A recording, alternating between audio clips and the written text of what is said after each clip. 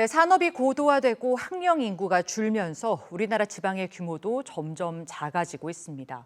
그런데 우리나라만 이런 지방 소멸을 걱정하고 있는 건 아닌 것 같습니다. 미국의 한 소도시도 인구 감소에 점점 도시가 죽어가고 있는데 교사단체에서 이를 살리기 위해 나섰습니다. 자세한 얘기 글로벌 뉴스 브리핑에서 알아보겠습니다. 자, 금창호 기자, 우리도 비슷한 문제를 고민을 하고 있어서 남일 같지가 않은데요. 지금 미국의 이 지역은 어딘가요? 네, 미국 최대 수준의 석탄 광산 지역이었다가 이 산업 변화로 최근 빠르게 몰락한 웨스트 버지니아주의 맥도웰 카운티의 얘기입니다. 네. 지난 2019년 기준 이 지역의 인구는 약 17,000명으로 10년 새 20% 인구가 줄었고요. 또 지난 10년 동안 민간 부문 일자리도 절반이 사라졌습니다. 이렇게 작은 도시를 살리기 위해서 우리도 좀 고군분투하고 있는데 교사단체에서 나섰다고요? 네, 이 미국 교사연맹이 10년 전부터 교육으로 이런 소도시를 살리는 계획을 추진을 하고 있는데요. 특히 학생 교육의 핵심인 이 교사 유치에 힘을 쓰고 있습니다. 이 교사들이 이 지역에 정착하도록 주택도 제공을 하고 있고요. 또 고3 학생들을 워싱턴이나 찰스턴 같은 대도시로 데려가서 이 멘토링 프로그램에 참여시키는 등 학생들을 위한 정책도 함께 펴고 있습니다. 이 마약 소지 범죄처럼 비폭력 범죄를 저지른 청소년들을 감옥에 보내는 대신 이들에게 또 집중 치료 프로그램을 제공해 빠른 시일 내에 학교로 또 복귀할 수 있도록 돕기도 하고 있습니다.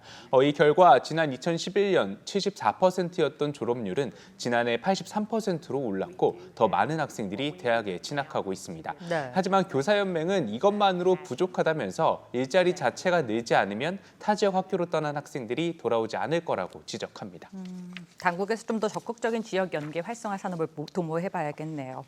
자, 다음 소식도 한번 보겠습니다. 자해 위기 청소년을 어린 시절에 미리 알아챌 수 있다 하는 연구 결과가 나왔다고요? 네, 그렇습니다. 영국의 케임브리지 대학 연구팀이 2000년 전후에 태어난 어린이 11,000명을 인공지능으로 분석한 결과입니다. 네. 자해 행동을 하는 청소년은 유년 시절에 몇 가지 특징을 보였는데요.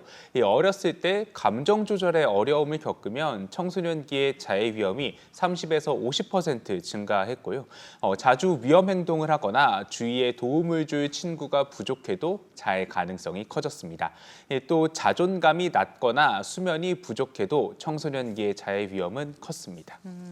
이런 징후들을 좀 미리부터 포착하고 어린 시절에 그런 자해 조짐들을 좀 사전에 방지할 수 있다면 가장 좋지 않을까 싶은데요. 네, 그렇습니다. 이 연구진은 대략 한 10년 전에 이런 징후들이 나타난다고 얘기를 하는데요. 예. 특히 학교에 다니는 시기에 이 아이들을 어떻게 돌보느냐가 또 중요하다고 함께 얘기하고 있습니다. 아이들의 자존감을 높여주는 프로그램을 학교에서 만들고 학내 따돌림을 방지할 수 있는 대책을 마련해야 한다고 또 조언을 합니다. 또 수면의 질을 높여주면 향후 자해 가능성도 크게 낮출 수가 있습니다. 궁극적으로는 아이들에 대한 관심이 또 어른들의 관심이 가장 전제돼야겠네요. 자, 대학 소식 한번 넘어가 보죠. 뉴저지주의 무상 등록금 정책이 주목을 또 받고 있다고요?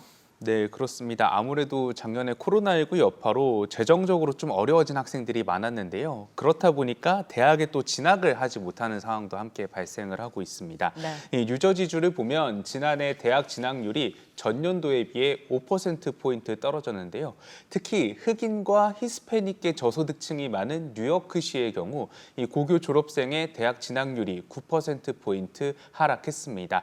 그래서 뉴저지주가 저소득층 학생에게 2년치 등록금을 지원하기로 한 겁니다. 4년제뿐만 아니라 2년제 커뮤니티 칼리지에 다니는 학생들에게도 이 등록금이 지원이 됩니다.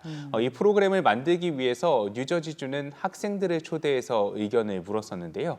이 자리에서 한 학생은 그동안 대학에 다니기 위해서 여름방학에 아르바이트를 2개씩 했고 또 여전히 일을 하고 있다면서 만약 무상 등록금 정책이 있으면 공부할 시간이 더 많이 생길 것 같다고 반겼습니다. 예, 모처럼 학생들에겐 반가운 소식인데요.